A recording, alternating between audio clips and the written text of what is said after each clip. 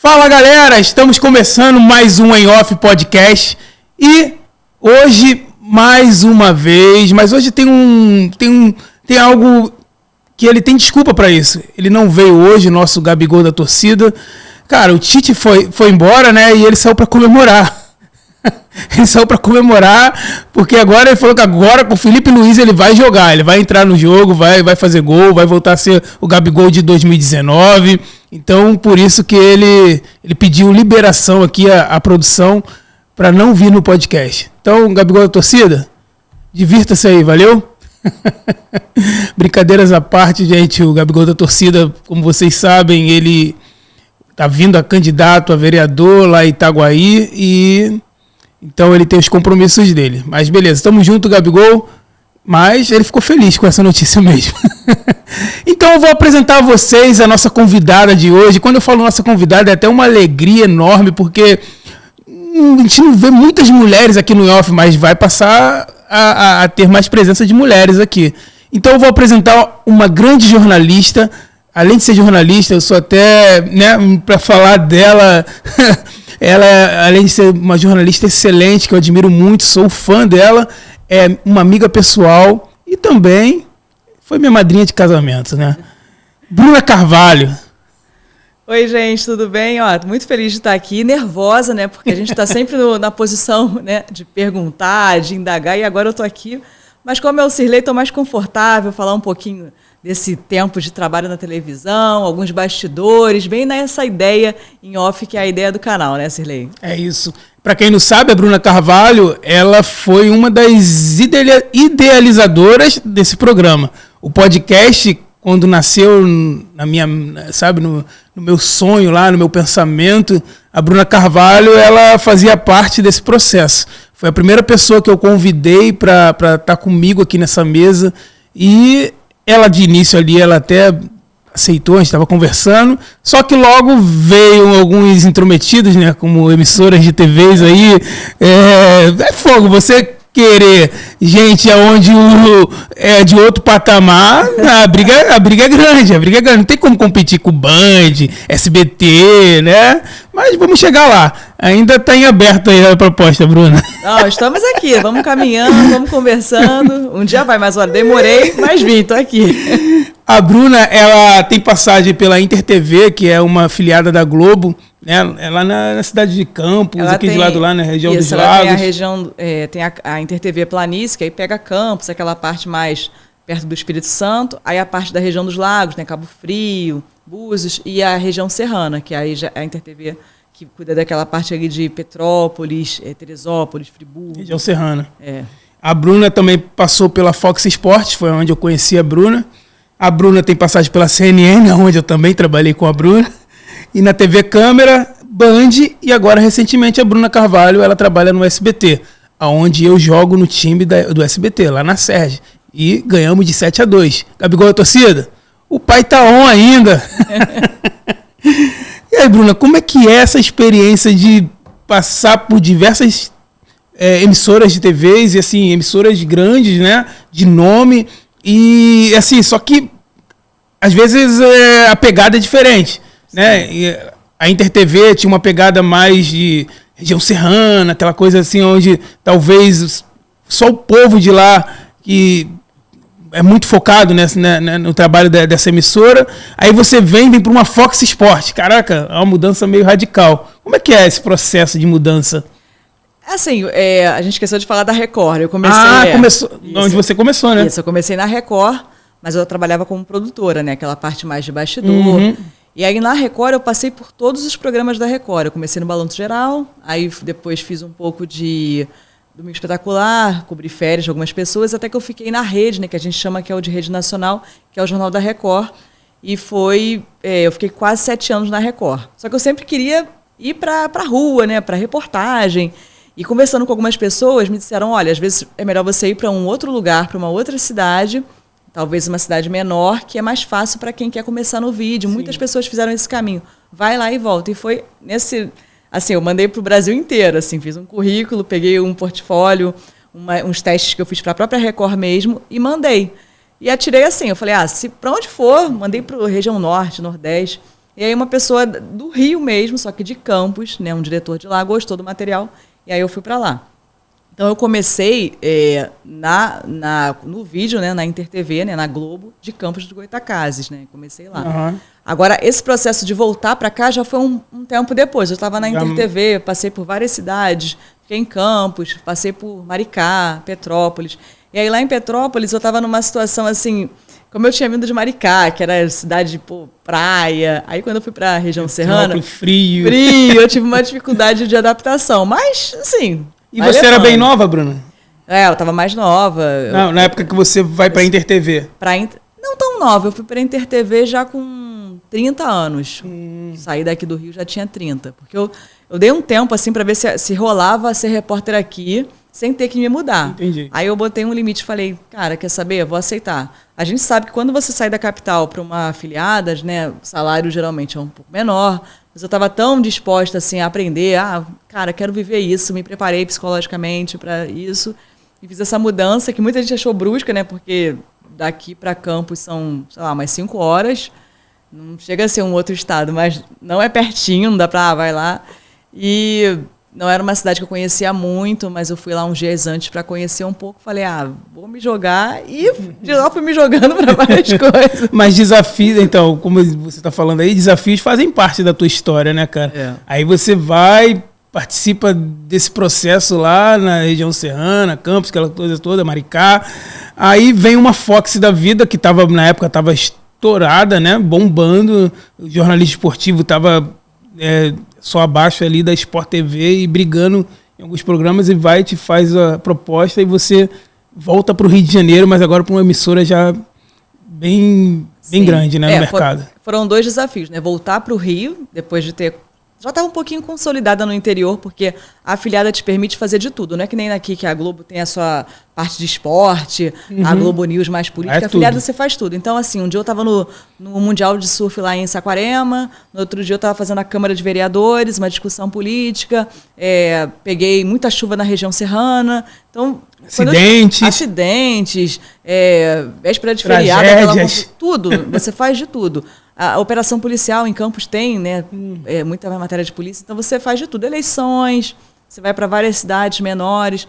Então, quando apareceu essa questão da Fox, foi um pouco inesperado, porque eu já tinha mandado o currículo para um conhecido, que conhecia uma pessoa de lá. Sim. Um amigo meu que era da área de assessoria, assim, esportiva, mas não aconteceu nada. Eu falei, vou mandar, né, quem sabe? Tinha mandado há bastante tempo. Só que aí calhou de alguém ter falado de mim e alguém ter visto um ao vivo meu para o Bom Dia Rio. E aí quando chegou a mensagem no Instagram, me chamando para uma entrevista, eu falei, cara, será que é isso mesmo? Fox e tal. E aí eu, desconfiada, joguei no LinkedIn, porque eu não conhecia a pessoa, e vi que era mesmo. E vim para o Rio fazer a entrevista. E de cara, assim, eles gostaram. Falei, olha, tua experiência no esporte. Minha experiência no esporte é aquele varejo, assim. Tiro com arco, surf, futebol, porque em Campos é muito forte, né? Goytacazes, é americano. Então, sim. Cheguei a fazer alguns jogos deles, então tinha assim, essa experiência ali do Arizão e tal. Falei, no esporte agora eu tô mais variada, não tô, assim, focada no futebol. Mas quando eles falaram, pode pedir demissão, pode vir. Eu vim. Mas foi um choque pela volta e também porque eu me deparei com um público muito específico. Até cheguei a conversar com vocês uma vez lá. O público do esporte, a gente que faz jornalismo geral, se você passar uma informação um pouquinho imprecisa que você está apurando, as pessoas têm mais tolerância. Agora, no esporte, se o time tem 10 pontos, se o jogador fez 5 gols e deu 3 assistências, e você errar, o cara em casa, essa pessoa não sabe nada. Sim. A pessoa vem no seu perfil, no YouTube. E a rede social já estava bombando nessa época. Então as pessoas iam no Twitter mesmo, nos cortes da Fox, né? Eu lembro de ter tido alguns erros nesse sentido, e a pessoa, ai meu Deus, né? Porque você não pode, assim, de todos os lugares que eu trabalhei, eu acho que no esporte, né, no jornalismo esportivo é o que você menos pode errar, porque a cobrança é muito grande, e às vezes você fala assim, caraca, mas... Tipo assim, 10 pontos, tipo assim, de 35 para 36. Pô, mas na tabela isso é uma parada absurda. O cara tá lá nos 4 primeiros, ou ele não está, entendeu? Então eu fui pegando isso pra mim, acho que era assim, eu perguntava muito os meninos, isso aqui, tá certo, será que eu tô falando? E realmente pra mim foi muito desafiador. Não voltar pro Rio, ok, eu sabia que ia me deparar com outra realidade e tal. E quando você começa como repórter no interior, que não são seus amigos que estão te vendo, você se cobra um pouco menos. E aí, voltar no esporte, com a minha cobrança interna, um canal daquele tamanho, entrando ao vivo com pessoas que eu nunca imaginei que ia trabalhar, né? Sim. Caras que a gente, né, vê feras, assim. Então, eu acho que foi das loucuras que eu costumei fazer na carreira, assim, que minha mãe fala, caraca, você é muito caruda. Eu acho que essa foi uma grande. É por isso que eu falei que você é uma mulher de desafios. E esses desafios, eu também, pelo que eu te conheço, eu vejo que essa mudança para mim foi um dos maiores desafios da tua carreira. Porque não é só a cultura do lugar, mas é agora a cultura da tua vida profissional. Muda tudo, né? E radicalmente.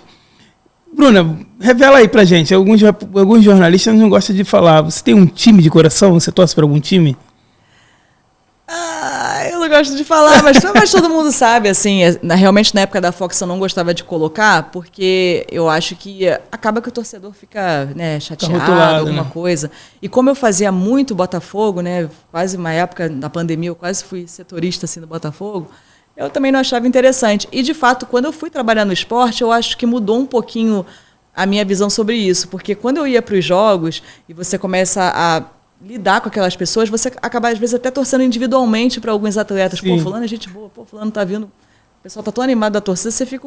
Eu criei um distanciamento. Eu sou Flamengo, mas, assim, eu criei esse distanciamento lá. Para mim foi fácil, porque eu também não sou aquela pessoa, assim, radical, né? Eu vou a jogos de vez em quando, mas eu não sou aquela pessoa mega ligada. E eu acho que isso também me ajudou, porque... Não tem como. A pessoa que é muito apaixonada, eu imagino assim, imagina você, sei lá, tomar um fora de um jogador, né? Aquelas, a gente aí tentando nas coletivas fazer alguma pergunta, deve bater alguma coisinha do torcedor, né? Eu sei que muita gente consegue se controlar, a gente sabe do time das pessoas, mas no geral o próprio torcedor, ele sabe falar, tinha que ser o fulano, porque o fulano é Botafogo, porque o fulano é Flamengo, fulano... Então as pessoas acabam falando, né? E as pessoas dão os moles, né? Eu acho que tem muita gente que dá uns moles também. Ô, Bruna, na época da Fox Sports, você chegou lá e, como você falou, se deparou com pessoas renomadas, né? Tanto na área de jornalismo, como também atletas, como trabalhava muitos atletas na Fox. Dessas pessoas que você trabalhou na Fox, teve alguma que você falava assim, cara, eu tinha vontade de conhecer essa pessoa e agora eu conheço e passei a admirar ainda mais essa pessoa? Cara, eu acho que, assim... Acho que o João Guilherme foi uma pessoa que me surpreendeu, assim, porque eu sempre achei ele muito simpático no ar.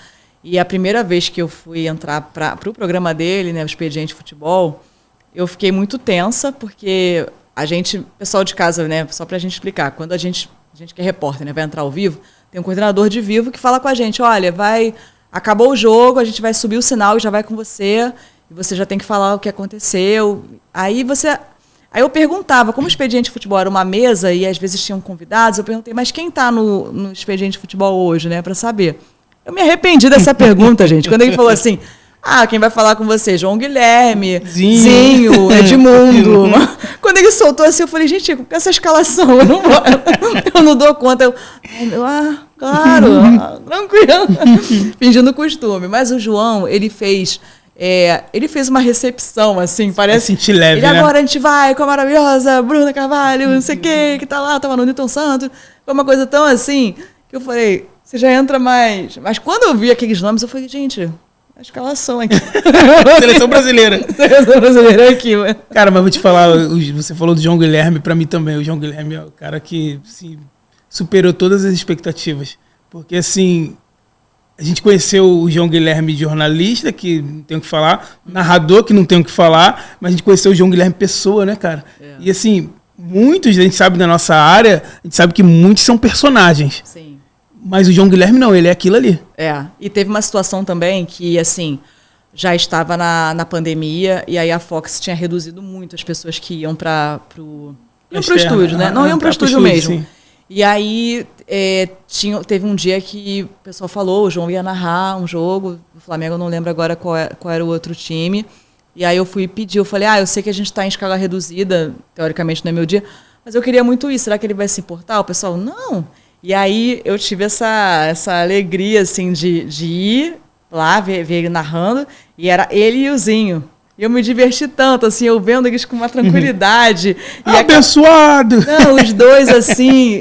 Aí eu fiquei tão assim, eu falei, olha, a gente tem problema, eu ficar aqui. Não, tranquilo. Aí eu fiquei com eles ali, vendo ele narrando, o Zinho comentando, e eu falei assim, cara.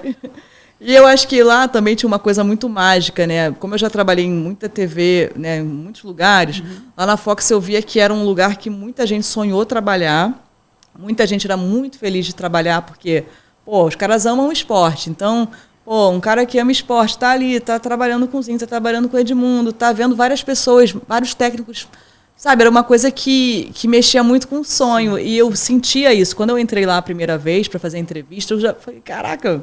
Aí, no primeiro dia de trabalho, eu vi assim, falei, gente, as pessoas não parece nem que é trabalho, sabe? Porque eu vi assim, pedir opinião de jogador, uma coisa muito bate-papo, assim. Eu senti o pessoal muito feliz, muito realizado de estar ali. Então, eu acho que isso também me deixou um pouquinho mais confortável.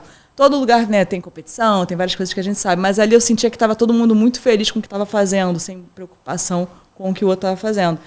Então, eu via isso, assim, dos comentaristas quererem falar, eu ter liberdade de perguntar para um produtor, você produziu tal reportagem para mim, e aí, o que você achou?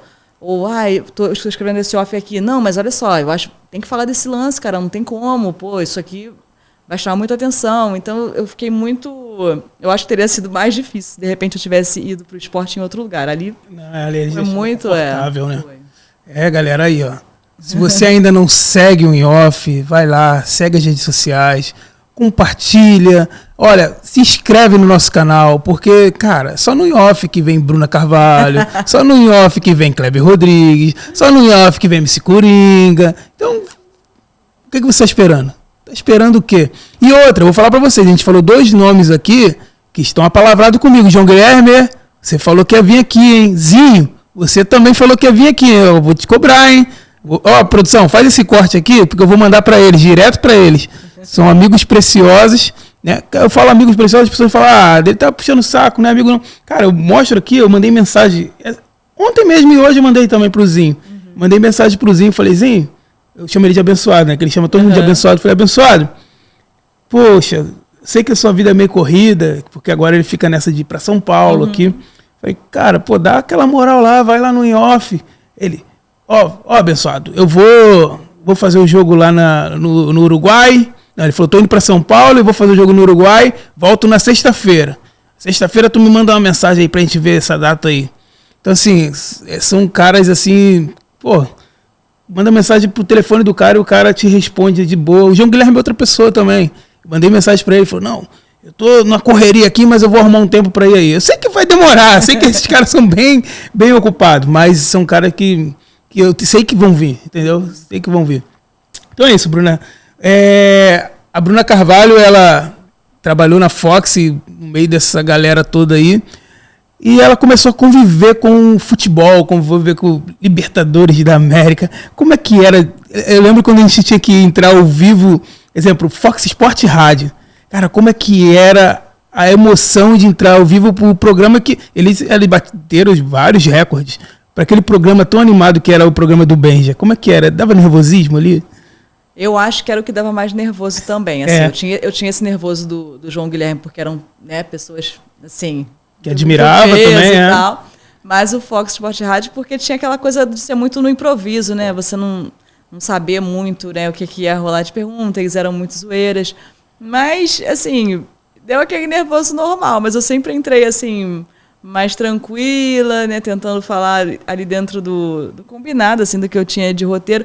Eu acho que teve só uma situação que alguém tinha me passado uma apuração, era alguma coisa em relação, agora eu não estou lembrando, mas alguma coisa em relação a algum plano, assim, do Fred, que uma pessoa me passou, e aí não tinha saído ainda em nenhum jornal, e aí, né, não tinha saído em outro lugar, foi uma pessoa próxima ali no Fluminense que passou, e que aí quando eu falei, todo mundo ficou assim, e eu fiquei meio com medo, né, porque uma coisa é você repercutir algo que já está rolando, outra coisa é você dar uma informação de primeira ali, né, e eu lembro que teve essa situação. E uma outra vez também foi quando veio o Calu para o Botafogo, e eu estava fazendo Botafogo, e eu falei, cara, quer saber? Tá, e se ele vem, ele não vem, eu vou mandar uma mensagem para ele, vou tentar desenrolar alguma coisa. E aí mandei uma mensagem para ele no Instagram, um monte de coisa. A gente começou a conversar no WhatsApp. Aí eu falei, olha, a torcida do Botafogo tá muito empolgada, você podia mandar um vídeo pra gente falando que você tá vindo, não sei o quê, dando parabéns pro Botafogo, era dia do Botafogo, aniversário do Botafogo. E aí ele, ok. E aí chegou, aí eu fui, mandei correndo, avisei pro, acho que era o Marcos, né, que tava diretamente lidando com a gente, falei, cara, a Lu tá falando comigo no WhatsApp. Caraca. E aí ele mandou, ei, Botafogo, não sei o quê, aí falou a parte em inglês, mas falou uma frase assim em português, e aí eles botaram no Fox Sport Rádio, foi em vários. Que legal. Foi bem legal essa, mas assim, na hora eu fui, caraca, o cara tá me respondendo, porque você pensa assim, eu já consegui falar com alguns jogadores pelos perfis, né? É difícil hoje em dia. Estão muito blindados, assessoria, milhares de seguidores, mas eu dei algumas sortes na época da Fox, assim, de conseguir falar e conseguir algumas pessoas, assim, porque a gente tinha que produzir, ainda mais na pandemia, muito material de forma remota, né? E tinha dia que não tinha novidade. Então, o que você vai falar para o torcedor? Às vezes não está nada, o cara está treinando em casa. Aí eu comecei a pedir para os jogadores me ajudarem, tipo, mas você está treinando como?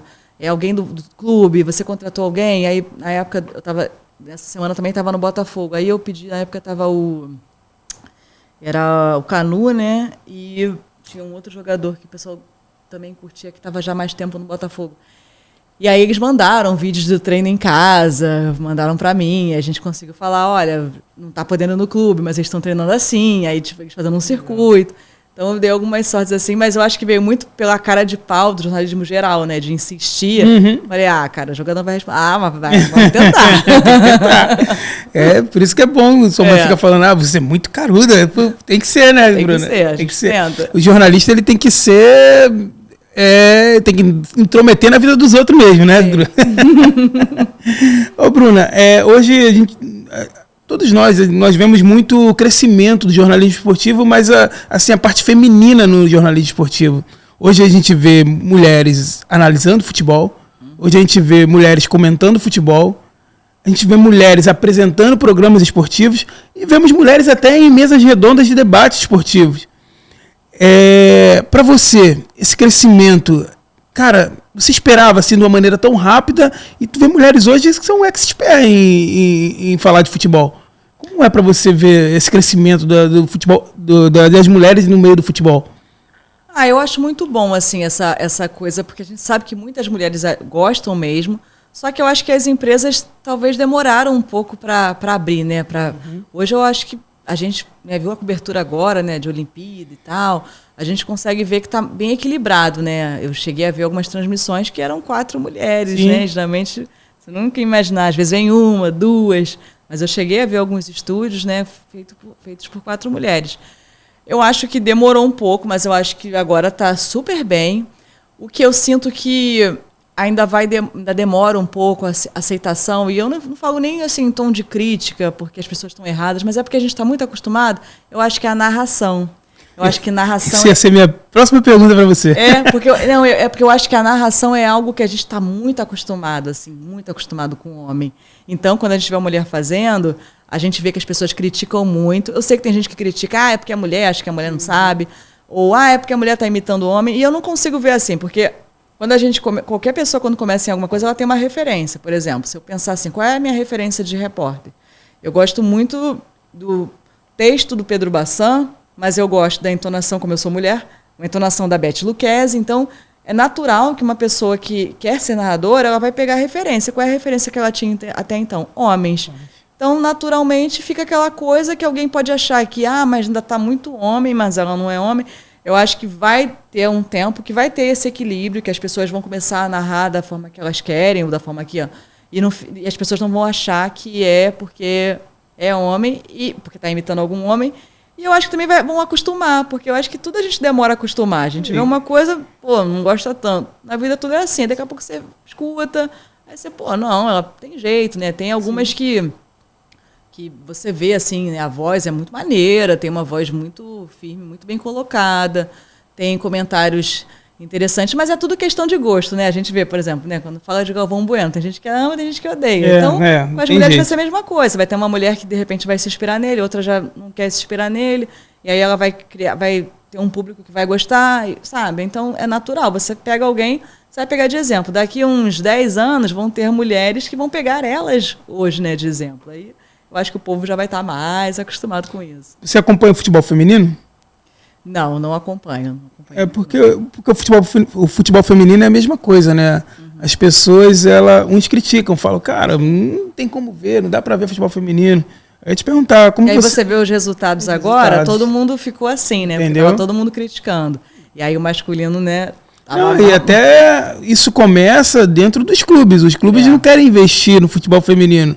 E agora, com esse resultado aí do Brasil nas Olimpíadas, que não esperavam esse resultado, agora as pessoas já começam a olhar com os outros olhos. Então, é aquilo, né? As mulheres, aos poucos, ela vai conquistando o espaço na raça, né? Sim. Porque é muito preconceito, né, Bruno? Sim, tem que provar, né, que merece aquele espaço. Até a questão de salário, né, que o pessoal fala muito. O patrocinador de um jogador é X, da mulher, né? Eu vi algumas coisas falando a respeito de chuteira, né, que tinha gente que não tinha, mas coisas que você não vai pensar no futebol, né, de alto nível, de alto rendimento no masculino. Você não vai pensar que vai ter esse tipo de debate de problema de chuteira. Então, eu acho que tem muita coisa para avançar e eu acho que vai acabar conquistando mais o público mesmo, que não está acostumado a ver. Até a gente vê isso em alguns esportes, né? Tem esportes que as pessoas se identificam mais. Eu acho que isso vai acabar acontecendo também com o futebol, né? No jornalismo, você já pegou uma situação como essa também, de sentir um preconceito também por ser mulher? Alguma emissora ou algum lugar que você trabalhou? Os espaços melhores eram sempre para os homens, coisas desse tipo. Essa questão de espaço não, mas eu acho que na rua como repórter, algumas coisas que a gente escuta, alguns termos agressivos, eu acho que é meramente porque a pessoa olha uma mulher, não vai ter força física para fazer alguma coisa, né?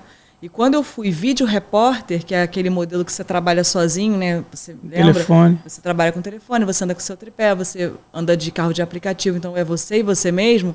A única arma que você vai ter é um tripé, né? Então, assim, quando você tem uma equipe, né, com homens, geralmente a maior parte dos câmeras, né? Tem muitas câmeras homens, né? Agora. A gente já tem mulheres agora, mas agora, se você olhar, quando você vê uma sala de imprensa, lá atrás nas câmeras são homens. Então, eu acho que quando eu tive essa experiência de trabalhar sozinha, eu tive algumas situações, sim, que eu acho que as pessoas tentaram intimidar em relação à política, por discordarem da empresa que eu trabalhava, muito porque eu era uma mulher sozinha. Eu fui fazer um ao vivo uma vez no Rock in Rio, de vídeo repórter, e uma mulher, me chocou muito que foi uma mulher, sabe? As pessoas falam tanto desse discurso, a mulher ajuda a mulher. Não é assim. Não é, dependendo do tipo de mulher, não é assim. Então a mulher me viu, uma mulher, sozinha trabalhando, e ela veio invadir o meu vivo. Então, assim, eu achei aquilo muito agressivo. Eu falei, caraca, uma mulher vendo uma mulher trabalhando e gritar um palavrão contra um presidente, não importa o que ela acha, eu acho que se ela tem esse discurso, ela deve olhar, cara, uma mulher sozinha trabalhando enquanto eu estou aqui cheia do dinheiro, porque ela entrou cedo no Rock in Rio, quando abre o portão, um pouco antes, são as pessoas que pagam ingressos mais caros. E aí eu estava bem naquela hora, bem para falar da abertura, e ela correu na frente do celular, eu estava com o celular. Eu falei, cara, uma pessoa que teve dinheiro para pagar um ingresso mais caro, tá aqui zoando meu plantão, é domingo, eu tô trabalhando, eu tô sozinha, com risco de chover nesse Rock in Rio, não estou aqui curtindo, e ela fazer isso. E aí no Twitter viralizou pra caramba, e eu não gosto de entrar nesses debates, mas eu olhei e assim, você não via nenhuma mulher falando, isso que eu tô falando, nenhuma mulher falou, poxa, cara, mas essa mulher tinha necessidade de fazer isso, a garota sozinha trabalhando num evento do tamanho do Rock in Rio, e isso a gente não vê, entendeu? Então tem alguns discursos que fica muito para viralizar, teoria, né? né? Mas na hora que você vê uma mulher, ela estava invadindo o meu trabalho, eu não estava falando nada de política, estava falando da abertura do Rock in Rio, o portão está abrindo mais cedo, meia hora antes para um público. E aquele dia eu fiquei muito assim, sabe? Aquela coisa assim da vontade de você não ter uma câmera ali para dar uma resposta que ela merecia. Porque eu achei de uma covardia tamanha ela fazer isso com uma mulher sozinha.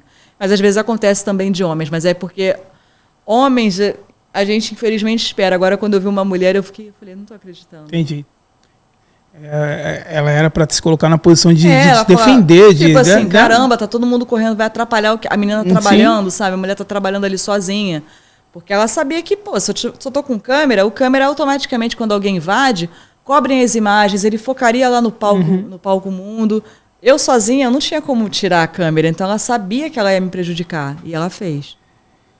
A gente passou por alguns episódios recentemente de algumas jornalistas serem assediadas, né? Tentaram beijar algumas jornalistas amigas nossas. E assim, você já passou por alguma situação como essa? De tentarem, sei lá, te agarrar ou te beijar? Porque acontece muito isso também, né? No futebol estava acontecendo direto. Não, só de gritar, assim, uns elogios que não são muito elogios, sabe? Uns elogios assim demais. Mas, assim, muito ao vivo. Isso é todo dia. O cara passa com o carro, grita qualquer coisa. Tu sabe até que... Não nem tempo pra ele ver se era isso mesmo que ele gritou, entendeu? Mas ele gritou, ele abaixou. Só pra falar. Aí meu câmera já olha assim, e brinca. Mas, assim, de realmente tentar me beijar... Eu também, quando eu faço a cara séria, Cirlei. Ele a minha intimida, cara séria, eu posso não ser, mas a minha cara séria é bem séria.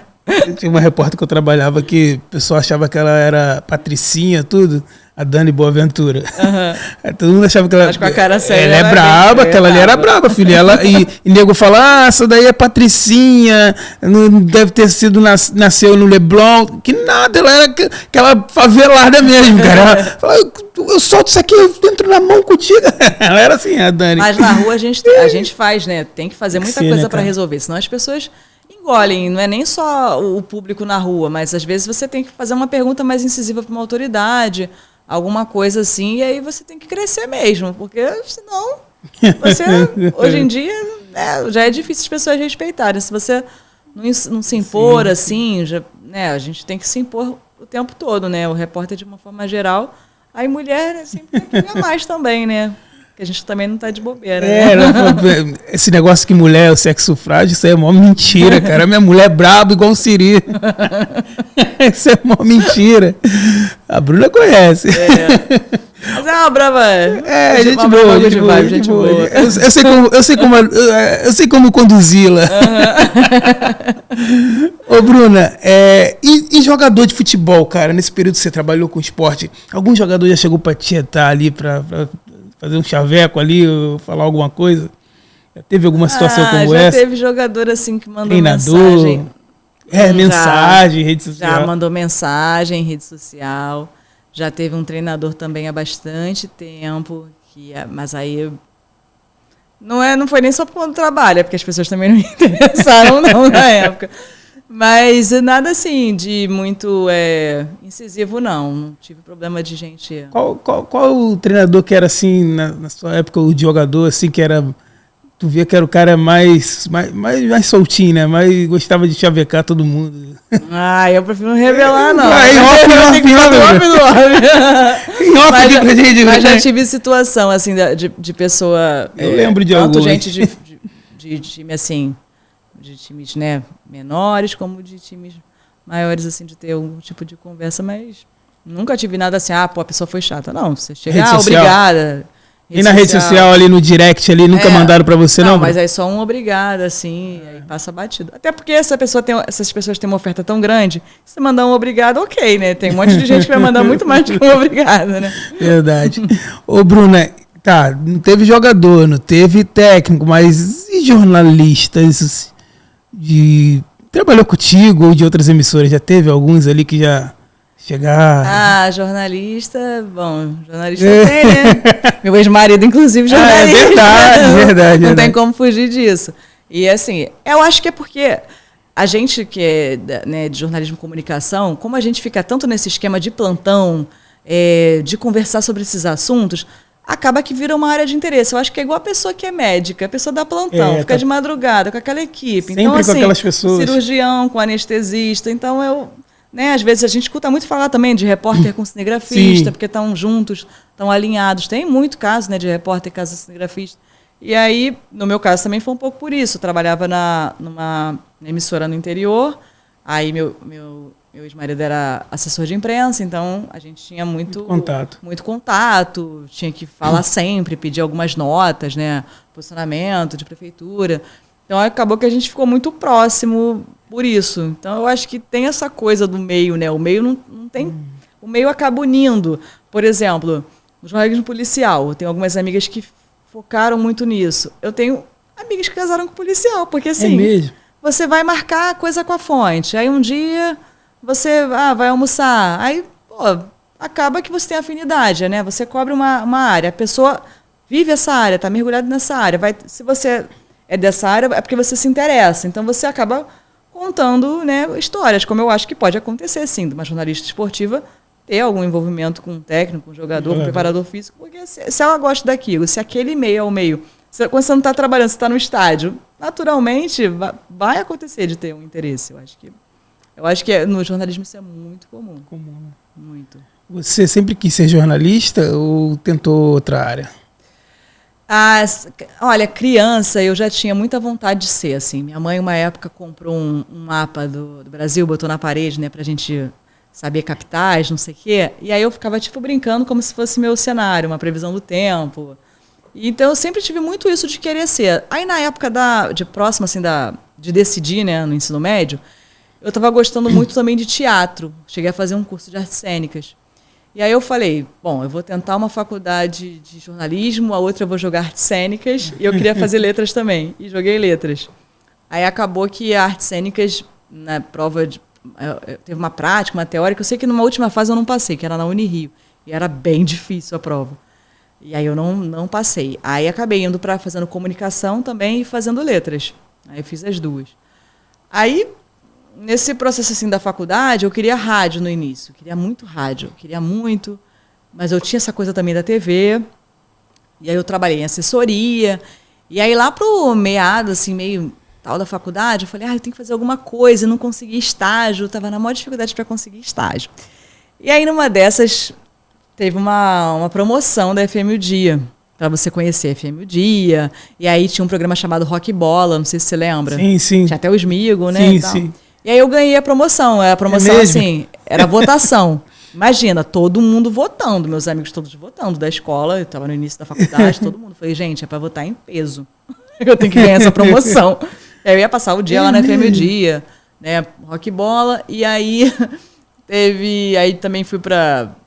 Teve um show, né? Que a FM O Dia tinha um estúdio. Não sei como é que tá hoje em dia, que mudou para Barra. Lá perto, frente onde eu trabalho. Mas na época, na Riachuelo, tinha um estúdio que enchia, assim. O pessoal ia lá para show, dava hoje fila na porta. Não tem muita gente, não. Pois dava fila na porta, assim. Quem não era convidado, eles abriam depois, que vinha fã-clube, sabe? Muita coisa de pagode na época. E aí eu fui para ter esse dia lá de FM O Dia. E aí o dia terminava com uma participação... acompanhando o programa na época do Tino Júnior, né? Que hoje está na Record, e tinha um programa na FM Dia chamado Na Madruga. E aí eu fui, né, inocente. O programa dele era a maior zoeira, né? De madrugada, aquela zoeira. Um monte de mulher ligando, falando um monte de coisa. Ele ria, né? Ele era muito simpático, assim. E aí, eu tinha um namorado na época, eu falei, fica escutando, grava aí, se der, porque, vou entrar ao vivo, vou falar na rádio, não sei o que lá. E aí o Tino chega assim, você tem namorado? Aí eu, sim. Aí ele apertou o botãozinho assim, do touro.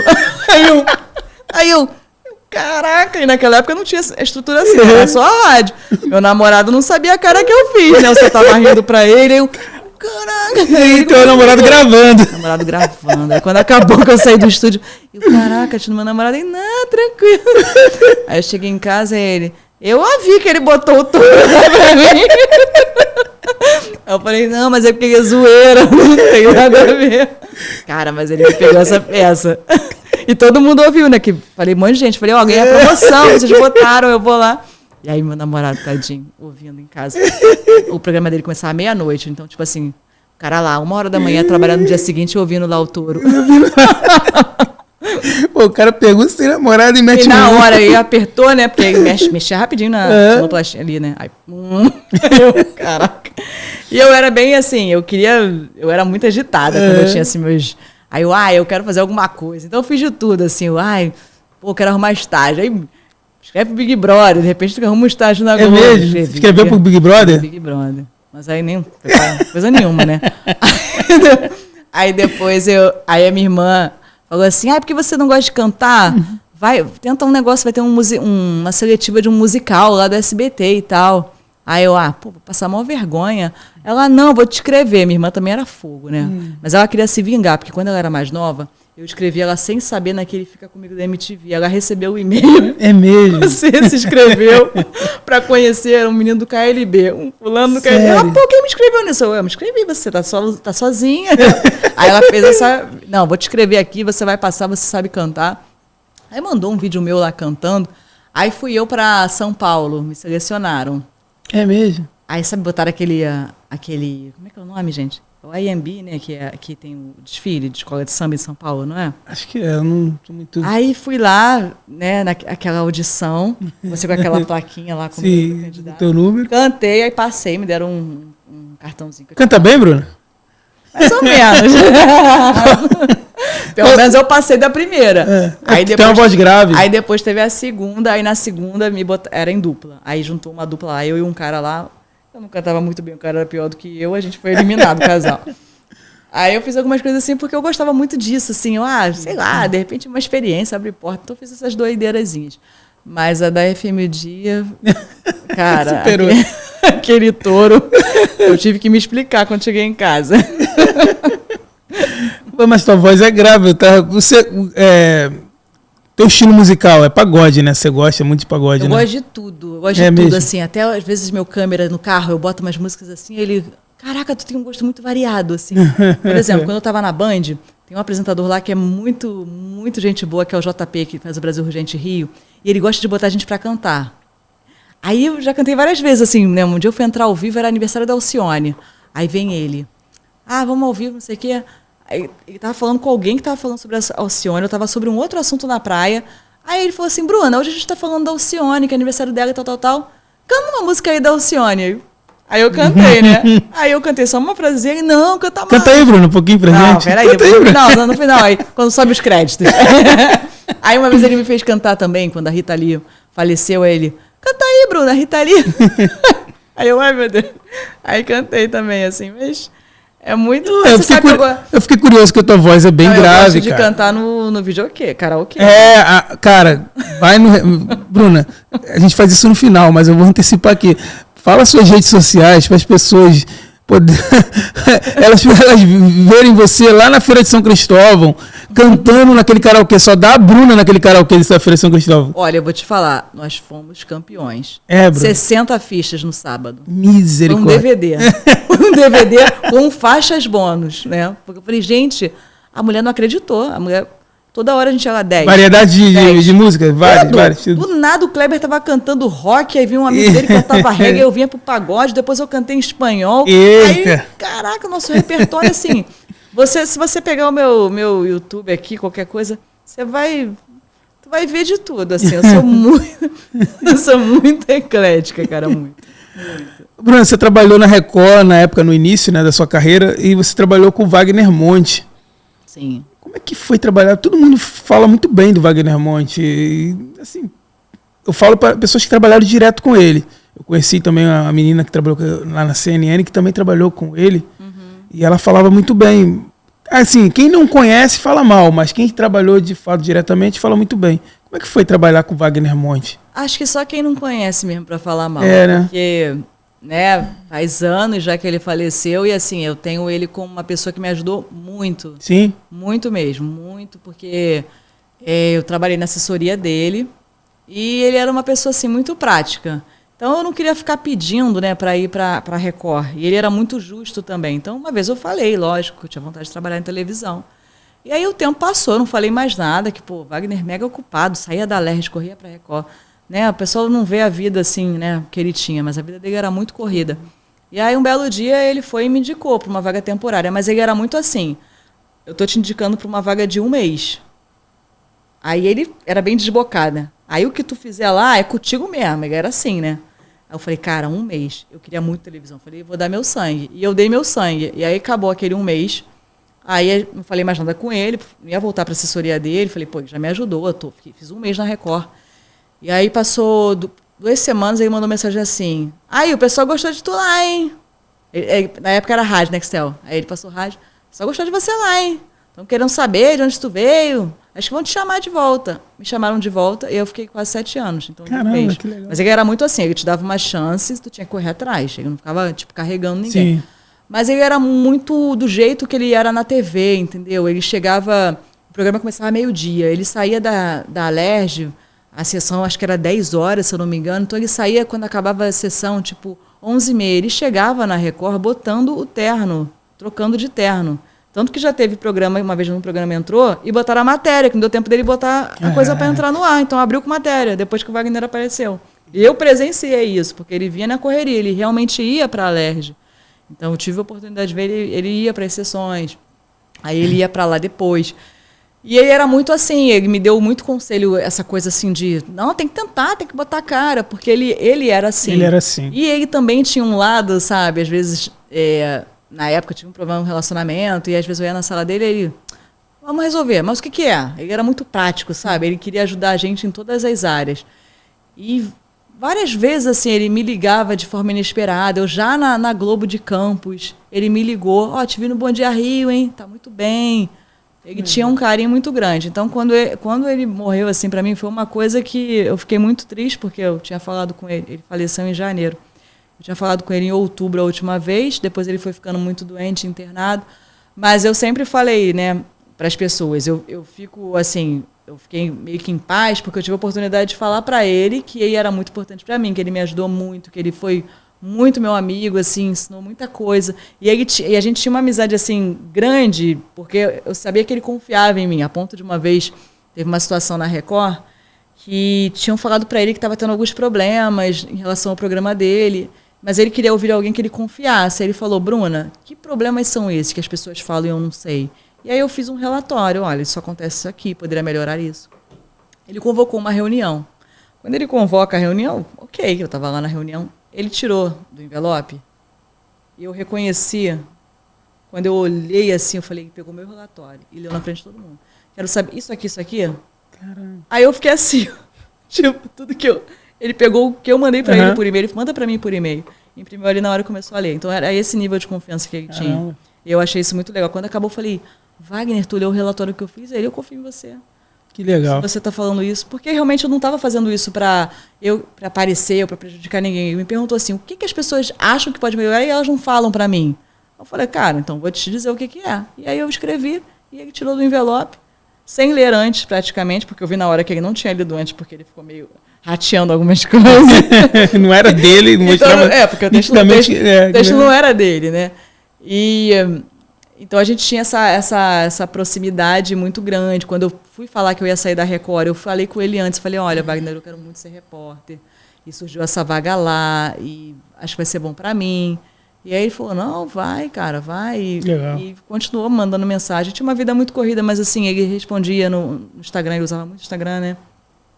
E ele confiava muito. Então, eu lembro que quando começou o Twitter, ele não sabia mexer. E eu estava na assessoria dele. Então, às vezes, ele me dava a senha para eu poder mexer e falar, o pessoal está querendo saber isso. Depois ele aprendeu e começou a responder ele mesmo. Mas no início ele não sabia ainda, né? E aí eu respondia como se fosse ele. Aí ele, eu não falo assim não. Porque ele tinha muita mania de falar escracha, herdelê, tinha umas palavras que eram muito dele. Aí eu começava a tentar botar do jeito dele. Isso aqui não tá minha cara não. Aí depois eu fui ajudando ele e depois ele mesmo respondia a todo mundo. Maneiro, maneiro. Você como jornalista, assim, jornalista ele passa alguns perrengues, né, cara, na rua principalmente. Mas, assim, principalmente no esporte. Você já cometeu algum gafe, assim, você, sei lá, ou falou alguma notícia que não era aquela notícia, ou então já travou na hora do ao vivo, já aconteceu algo assim contigo que sabe, tu ficou, caraca, o que eu fiz? Ai, já... Mas acontece tanto, né? É mesmo? Quem diz que não acontece, tá mentindo. Acontece tanto que a gente não lembra. Já aconteceu no esporte assim. Dá uma branco, vez, né? Às vezes. Uma vez me deu um branco. Eu tava falando, tava num treino, e aí estavam passando jogadores atrás, e aí eu comecei a falar os nomes, e aí teve um nome que não vinha, e aí teve um outro que eu troquei, e aí o cinegrafista foi e gritou o nome do jogador, e eu me consertei, assim, porque tava... Uai, sabe quando você ficar perdido, todo mundo resolve vir junto pro canto? Tá aqui o fulano, aí tu fiquei meio assim, né? E tinha que falar rápido. No esporte já tive isso. E já tive, assim, branco, mas geralmente, dependendo do assunto, eu entro com o celular na mão. Sim. E aí eu não tenho problema de pegar e dar uma lida. Só que antigamente, quando você está muito nervoso, você lê assim. Quando você está já um pouco mais solto, você olha e lê e dá uma... continua falando. E aí normal. quem está em casa pensa assim, só está dando uma consultadazinha, mas às vezes é branco. Aí, galera, ó, tá passando. Mas às vezes todo mundo... porque assim, a memória às vezes falha, né? E ainda tem aqueles vivos também que não é problema seu, mas alguém te desconcerta, né? Já aconteceu, você fala, olha... Você vai falar, vamos falar de tal coisa? Vamos. Na hora do ao vivo, a pessoa fala tudo ao contrário. Yeah. Por exemplo, olha só, tipo, não é para você falar desse problema, a gente está falando desse problema aqui que aconteceu. Outro dia a gente vem para falar desse. E a pessoa começa a ir por um outro caminho, aí você, não quer puxar o microfone porque fica chato, né? E aí você fica um pouquinho desconcertada, mas acontece. Voltando lá para falar do futebol, né? Na época, quando você chegou na Fox, quando seu primeiro vivo, cara, como é que foi seu primeiro vivo? Eu lembro a sua primeira saída foi comigo, acho que eu tava com você, nós fomos pro Botafogo. Yeah. Eu lembro que você foi com o telefone, não foi nem com câmera. Tem até essa foto, nós dois. E como é que foi para você, pela primeira vez, falar sobre um time de futebol, um time grande no Rio de Janeiro, que você estava acostumado a cobrir os times de lá da região serrana, Petrópolis, sim, Maricá, esses times, né? De terceira divisão. E ali, agora você ia falar para uma grande torcida, né? Aí você falar de Botafogo, como foi para você falar os nomes de jogadores? Você estudava antes? Como é que era? Treinava para aprender os nomes, para falar da formação tática, essas coisas? Como é que era? Não, eu vou te falar, eu estudava muito. Eu estudei muito, assim, estudei como se fosse realmente fazer uma prova, sabe? Eu olhava, né, a gente vai naquele site, né, o Gol, alguns sites que tem um histórico dos jogadores, então eu anotava os nomes, né, olhava o que estavam falando sobre especulação, porque na Fox a gente falava do que de fato acontecia, mas também tinha muito isso, de trazer assim, o que está se falando nos clubes. Então, você chega aí no clube, pergunta se o que procede, o que não procede, mas aí você tem que dar uma estudada no nome, né? Naquele jogador, passou por tais times lá fora. Então, realmente era um estudo muito detalhado mesmo. É igual, por exemplo, depois a Fox acabou me abrindo portas para fazer outras coisas de esporte, né? Eu fiz o Campeonato Carioca pela Sportville em 2021. Aí eu fiz em 2023, cheguei a fazer 2 jogos pela Cazé TV. Eu cheguei a fazer freela para o canal Olímpico, então eu aprendi um pouco como estudar futebol, né? Como estudar para preparar para uma transmissão, porque era algo que eu não sabia, porque lá na afiliada eu não fazia transmissão, né, de Goitacazes e Americano, eu fazia reportagens, aquele balanção de final, entrevista com o jogador, técnico, o público ali, a expectativa, né? O próximo jogo vai ser aonde, o que vai, né? O que estão esperando próximo jogo. Então era um outro tipo de jornalismo. Lá era muito mais aprofundado. E aí isso me ajudou para as transmissões, porque a primeira transmissão que eu fiz, eu mesmo sozinha, sem outro repórter, foi um Fluminense Resende no Maracanã. E aí, Campeonato Carioca. Então, assim, eu já tinha aprendido mais ou menos na Fox, eu já tinha visto como os meninos faziam transmissão. E aí eu fui um pouquinho, deu aquele medo, né? Mas eu fui um pouco mais segura, e eu acho que isso foi... Até a questão das coletivas, né? Porque às vezes tem gente que faz umas perguntas muito... Eu particularmente não gosto. Eu acho que pergunta... Uma vez eu li que quem entrevista melhor é quem consegue a melhor resposta, não quem faz a melhor pergunta. Então, a melhor resposta fica eternizada. Se você fez uma pergunta maravilhosa, você passou por tal time, isso, isso e isso. Aí no outro time tal, você vê... No ano passado... Aí o jogador já tá assim pra tua cara. Ele fala igual o Jorge Jesus falou pro Cícero Melo. Isso, como é que ele falou? Isso é uma pergunta ou é uma entrevista? Tem vários cortes assim. E assim, eu acho que é isso, né? Eu aprendi assim, que a melhor entrevista é de quem consegue a melhor resposta. Porque a melhor resposta fica aquele corte eternizado. Entendeu? Agora, não adianta você fazer uma pergunta maravilhosa, então até isso foi aprender. Não é a hora da gente aparecer no corte. É porque hoje muitas pessoas pensam no corte, né? No que vai viralizar, no que vai entrar no Twitter. Verdade. Então faz a pergunta pensando assim, quem está assistindo em casa vai achar que como se fosse uma prova de... Cara, não importa. Vai importar, fulano... né? Tem perguntas. Agora, recentemente, teve uma pergunta que um colega fez até do... eu não estou lembrando agora a coletiva que foi, mas as pessoas comentaram da resposta. As pessoas não ficam tão assim... sim. Né?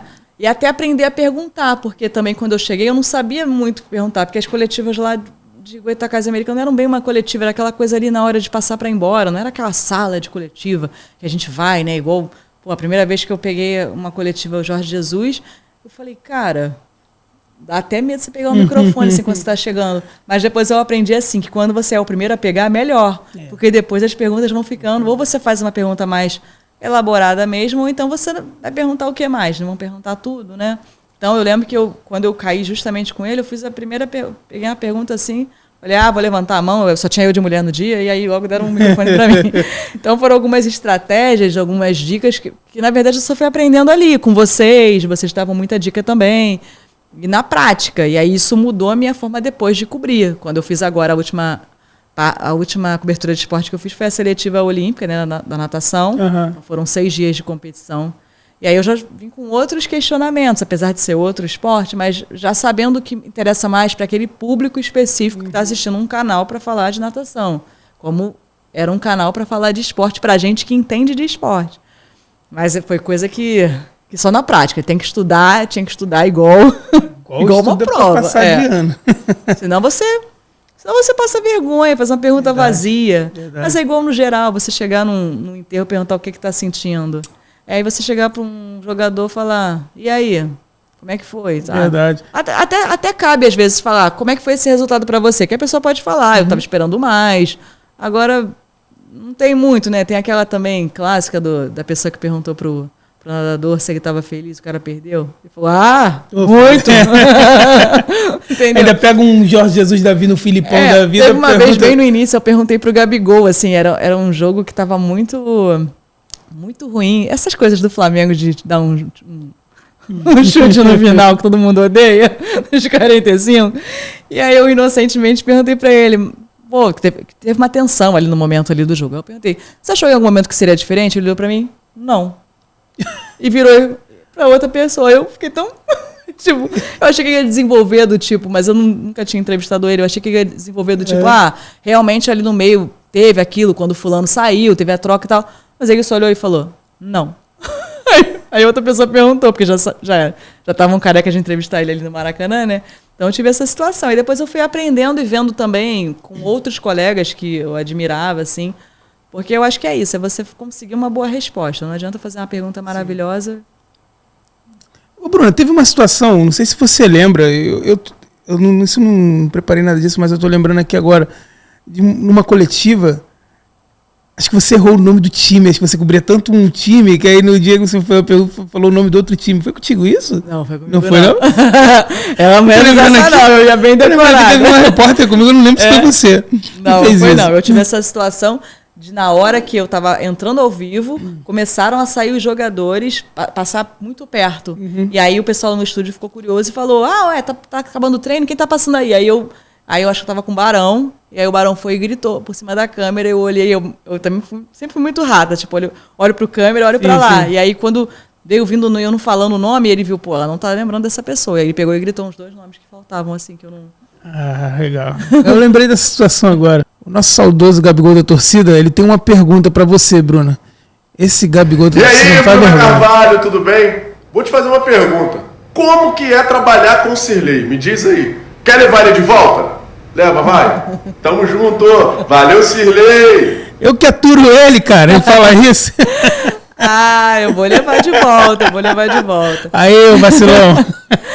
Olha, eu acho, né, Sirley, já te falei algumas vezes, eu acho que, assim, no esporte eu fui premiada por ter começado numa emissora que tava ali bombando, pela equipe tá muito feliz, e o Sirley a gente teve uma identificação logo de cara. E eu sou muito honesta, quando eu chego num lugar para trabalhar... tenho dificuldade nisso. Eu tenho câmeras, por exemplo, eu não sou uma mulher muito vaidosa. Então, tem gente que vai entrar ao vivo, pega um espelhozinho e se arruma toda. Então eu falo pro câmera, cara, eu não vou pegar espelho, meu espelho é você. Se eu tiver com cabelo... Então meu câmera já sabe, ele vem assim, ó. Arruma o arrepiadinho aqui, ó. Tá, ele fica assim, ó, tá arrepiadinho aqui. Tá bom. A tua blusa aqui, ó, tá meio torta. E aí, Bruno Brito era chato nisso, né? O Bruno Brito, né? o Bruno falava, um dia ele olhou pra mim e falou assim, cara, a gente tava trabalhando uma semana junto. Eu falei assim, cara, vamos tentar se aproximar. O que me incomoda? Ele é sério, né? O que te incomoda? né, te incomoda aqui em mim, pra gente poder trabalhar melhor, que a gente nunca trabalhou junto, isso na CNN. Ele olhou pra mim assim, posso falar um negócio que me incomoda? Aí eu, ele, teu cabelo. Teu cabelo fica muito assim. Aí eu, caraca, Bruno. É sincero até demais o Bruno, cara. E aí eu lembro de você muito me ajudando em relação a isso, né? Eu lembro que às vezes, assim, a gente ia para alguns lugares. Teve uma vez no carnaval, né? A gente foi cobrir. Vamos catar jogadores nos camarotes. Nos camarotes. E aí o Cirlei tava comigo, né? E aí eu falei, Cirlei, me ajuda, porque assim, ali no estádio a gente vê as pessoas, mas aqui no camarote tá todo mundo com abadá, né? A camisa igual. Pô, se passar um jogador, talvez de um mais antigo, assim, eu não vou saber. E aí o Cirlei andando na multidão, esse jogador. Aí eu, pô, e aí eu teria que abordar e falar alguma coisa, né? Aí, esse é jogador. A parceria, né, Bruno? Aí eu lembro direito, você me ajudou muito, eu lembro muito desse carnaval por isso. Esse é jogador, eu queria ele jogador. Ele também já foi jogador. Ô, Gabigol, olha, ela gosta tanto de mim, cara. Olha aí, olha as fotos aí. Manda aí, o produção. Vinicius, manda aí pra ele ver. Ó. Olha lá, ó. Na CNN. Trabalhamos junto na CNN. Cadê? Trabalhamos na Fox. Aí, ó. E ela foi minha madrinha de casamento, seu vacilão. Aí, se você ficar falando pra ela me levar de volta, tu vai perder. Fazendo hora extras na tua vida. Ó, quem era pra estar aqui nessa mesa era ela. A sorte que a Band ofereceu um valor melhor do que o in-off. Agora no SBT. Agora é o SBT. Tá difícil, a concorrência tá grande. Ô, patrocinadores, por favor, patrocinem o in-off pra gente conseguir trazer a Bruna pra cá. Eu não aguento mais o Gabigol da torcida. Bruna, a gente tá quase chegando na reta final. Voltando aqui para esse assunto, cara, ele nem tá aqui e entra para complicar o podcast, cara. Pô, a pergunta que o cara faz, cara. Pô. Ô, Bruna, é verdade que você ganhou o prêmio Tim Lopes como produtora? Como é que foi isso? Olha, foi uma reportagem que a gente não imaginava que ia ter a repercussão que teve, né? Tipo, a nível nacional. A gente foi fazer uma gravação no Complexo Penitenciário de Bangu, né? São mais de 20 unidades prisionais lá. Tem muita gente. Hoje em dia eu não sei em quantos mil tá, mas acho que estava na faixa, estava de 25 mil presos na época que nós fomos. E a ideia era fazer uma matéria para falar do cotidiano ali dos maiores complexos, né? Eu acho que, não sei se ainda é o maior do país, mas é um dos maiores, né? Se não é mais o maior em quantidade de presos, acredito, pelo menos aqui do Sudeste, com certeza. E o nosso tinha um câmera na Record que queria muito fazer essa matéria. E aí eu e um outro produtor começamos a conversar para ter a viabilidade de fazer a matéria. E aí o produtor foi e chamou um repórter que é muito bom, que é o Vinícius Donola, que está na Band News hoje em dia. E o Vinícius é muito sensível, entrevista as pessoas como ninguém. Quando você vê, está falando a vida toda para ele. Ele é um ótimo entrevistador. E aí juntou o Jean Ribeiro, que era um câmera que queria muito fazer a matéria, a gente na produção, e o Vinícius. E aí a gente bolou um roteiro de 5 reportagens para fazer uma série para o Jornal da Record. E a gente foi gravando, foram 15 dias indo para o presídio, chegando lá 8, 9 horas da manhã, saindo 4 horas da tarde. Caramba! E aí o Vinícius ficava de um lado do pátio ou do outro, tentando catar histórias interessantes. E aí a gente fez uma matéria que bombou muito no Brasil todo. Aí o Vinícius já tinha ganhado o prêmio antes, né? Vinícius, muita experiência, foi da Globo também. Ele falou, cara, essa matéria... Na verdade, foi o auxiliar que falou, essa matéria é para prêmio. Aí o Vinícius, essa matéria é para prêmio. Aí começou essa brincadeira, essa matéria é para prêmio. E a gente escreveu no Tim Lopes. E a gente ficou com um pouco de medo, porque a Globo estava concorrendo com a cobertura do caso Amarildo, né? Que era uma cobertura que ganhou o mundo também, né? Todo mundo, cadê o Amarildo, né? Viu com aquela bandeira, cadê o Amarildo? A gente falou, pô, acho que não vai ter como a gente ganhar esse ano. E aí a gente ganhou. Ganhamos ficamos lá em primeiro lugar com um grande prêmio, né? Dessa cobertura. Mas foi uma experiência assim, muito marcante, porque eu nunca tinha entrado num presídio até então.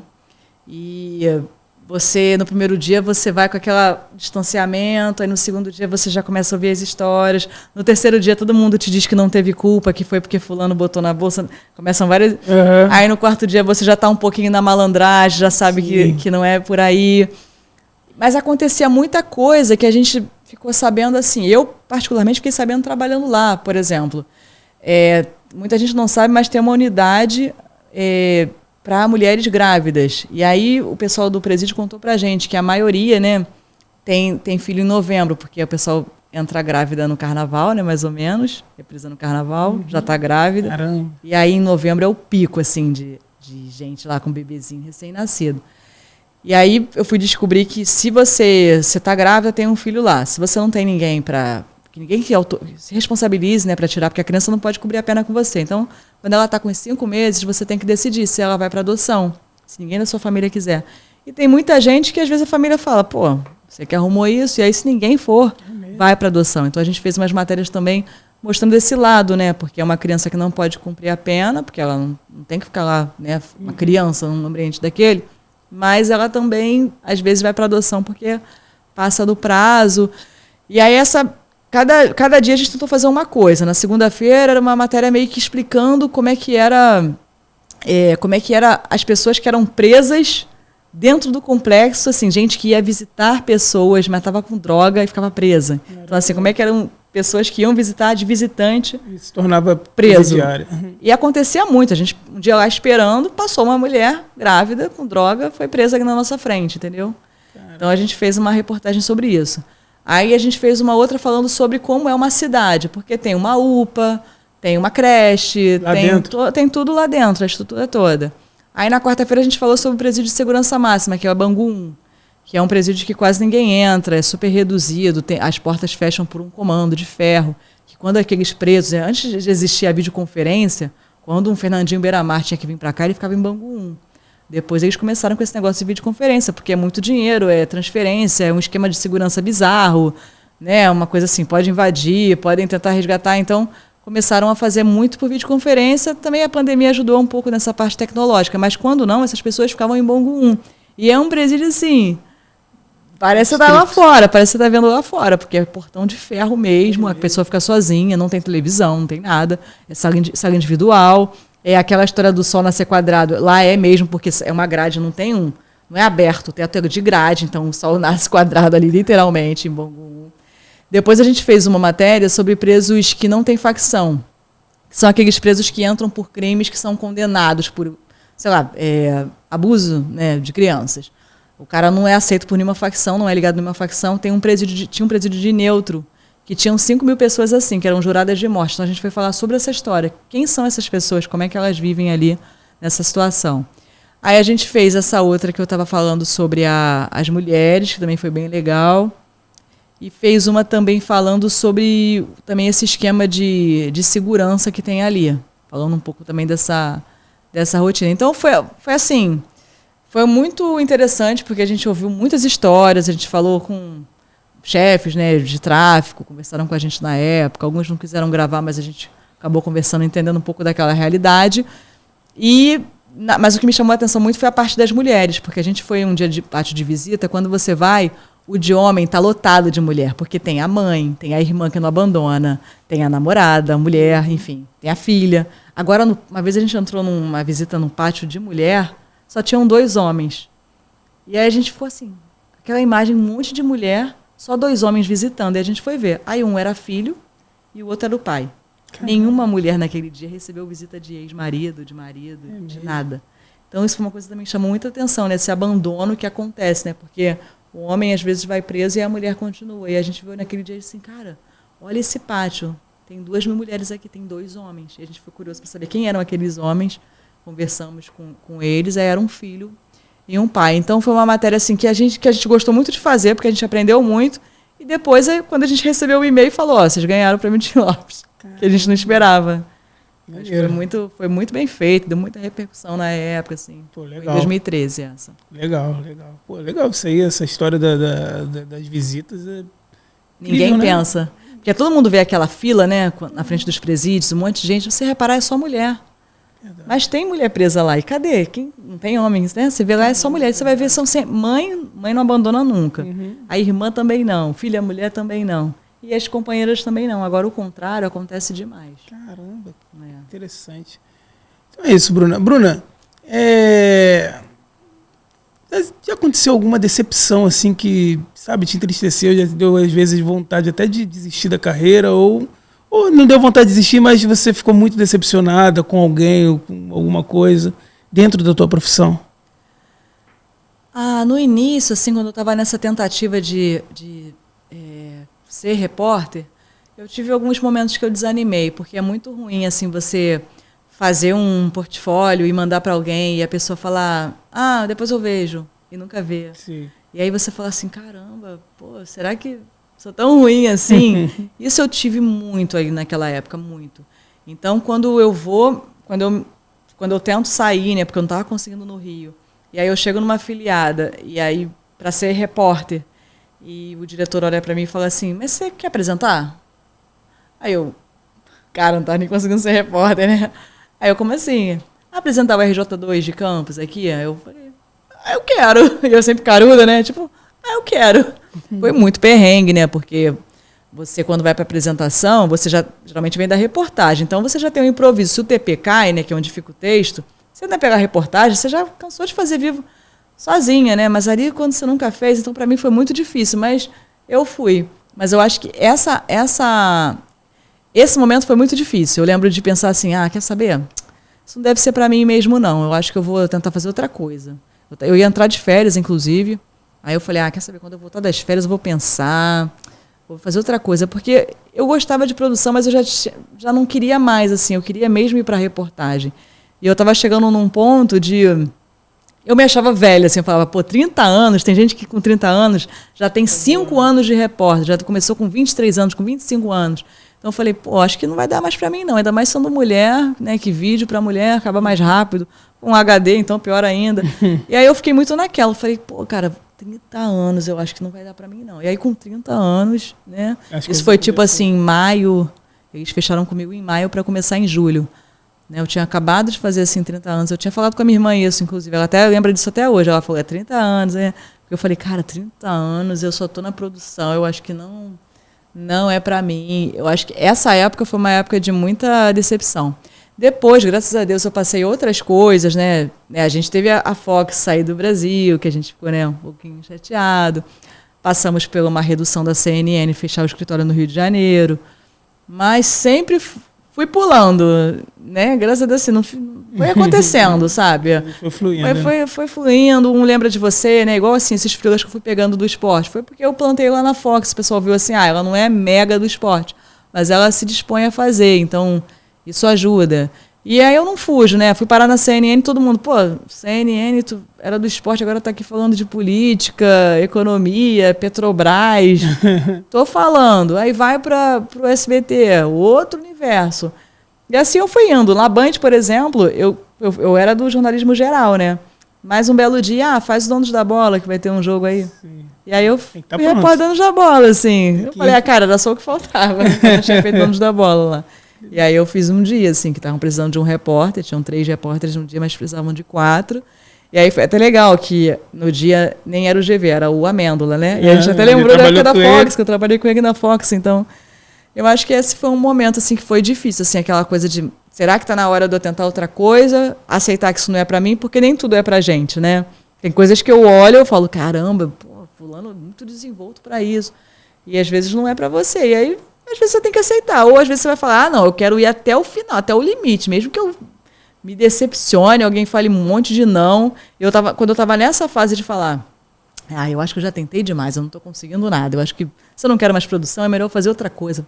Vou tentar uma assessoria de imprensa, sabe? Eu estava naquela fase assim de talvez deixar a TV para lá. E aí aconteceu e de lá para cá não saí mais do vídeo. Né? Apresentei também na Fox, né? Na época que as meninas... as meninas tiveram que... A Renata Silveira foi narrar uns jogos, a Lívia também foi fazer, né? Você não foi fazer alguns outros trabalhos. E aí, até apresentei. Então, assim, acabou que foi fluindo tudo. E agora para a Bruna... Futuro, Bruna. Tem algum sonho ainda que a Bruna pretende conquistar dentro da profissão? Olha, eu acho que apresentar é algo que eu queria muito melhorar. Não tive assim tempo de criar casca nisso, porque eu fiquei pouco tempo na apresentação e na Fox foi uma situação diferente, né? Remoto ali. Tinha que me preparar muito, um programa de 4 horas, mas eu lembro que vários rascunhos durante a madrugada. Acabava a rodada, né? Ia ver como é que... Os jogos que eu não consegui assistir todos, né? Às vezes mesmo horário. Então eu queria muito trabalhar mais essa área de ser mais espontânea, de conseguir ser mais eu, porque acho que eu ainda não consigo ser eu, assim, no vídeo, como eu sou fora. Eu queria ser um pouquinho mais... Conseguir ser um pouquinho mais eu, ficar um pouco mais confortável. Nem sempre eu consigo. Eu acho que para a profissão era isso. Era apresentar de novo. E tentar conseguir ficar cada vez mais natural. Que eu acho que é a segurança que vai dando com o tempo, né? Acho que faz parte. Mas eu acho que seria isso. A apresentação é algo que eu gosto muito, que eu gostaria de voltar a fazer.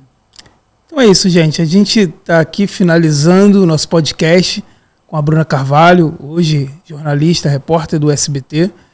Né? Se você não assiste o SBT, passe a assistir, porque o SBT tem muita gente boa. 11h15 no SBT Rio. 11h15 no SBT Rio. Isabelle Benito. Então, Bruna Carvalho, fala um pouquinho das suas redes sociais, passa aí pro pessoal, seu Instagram. Tu usa muito Instagram, usa o que mais? Eu uso mais o Instagram, assim, boto um pouquinho da rotina. Eu dou um curso também, né, como essa função de vídeo repórter está muito em alta, muita gente tem procurado, eu dou um curso também, com outro colega também que é repórter, que também já foi vídeo repórter. E aí a gente divulga muito esse conteúdo, porque a gente dá essas aulas remotas, mas às vezes quando a pessoa vem aqui para o Rio, a gente sai também com a pessoa para fazer, a gente está com alunos agora até em São Paulo, tá bem legal. Então a rede social que eu uso é meu Instagram, que é @BrunaGOC. Bruna Carvalho, meu nome, mas o Instagram tá BrunaGOC. Aí você pode conhecer lá um pouquinho desse resumo. Eu boto mais fotos um pouquinho da carreira. Eu tenho focado mais na carreira agora. Eu botava muita coisa também de viagem, de passeio, mas agora eu tô mais usando pro trabalho. E aí eu boto vídeos do dia a dia na reportagem, algumas curiosidades, coisas que eu assisto que eu vou comentar. E compartilho muito material desse curso, que é mais assim, ou para quem está começando na área, e aí quer ser repórter, ou para quem grava vídeo também sozinho, quer saber um pouco de posicionamento de câmera, de imagem, né? Porque o vídeo repórter faz a própria imagem. E também gente que já é do mercado há mais tempo, mas é repórter tradicional, né? Tem seu câmera, seu auxiliar, mas quer saber um pouquinho como é que pode fazer se um dia se deparar como correspondente, né? Muito correspondente hoje trabalha lá fora sozinho. Então, a gente está trabalhando muito nesse curso, o Manual do VR. Então é isso, gente. Então, siga o InOff. Mais uma vez, vou falar para vocês. Siga o InOff nas redes sociais. Vai lá no Instagram. Nos seguem lá. Outra coisa, vai lá no canal, no YouTube. Se inscreve, por favor. Você passa lá, assiste. A gente tem visto lá todo mundo visualizando, Bruna. Que tem aumentado de visualizações. Cara, a gente tem arrebentado nas visualizações. Mas a gente precisa que você se inscreva no nosso canal. Então ativa lá o sininho, receba as notificações e compartilha para todo mundo, gente. O InOff, já falei para vocês, desde o primeiro dia. Aqui vai ser uma mesa que só vai vir craque. E agora, as craques.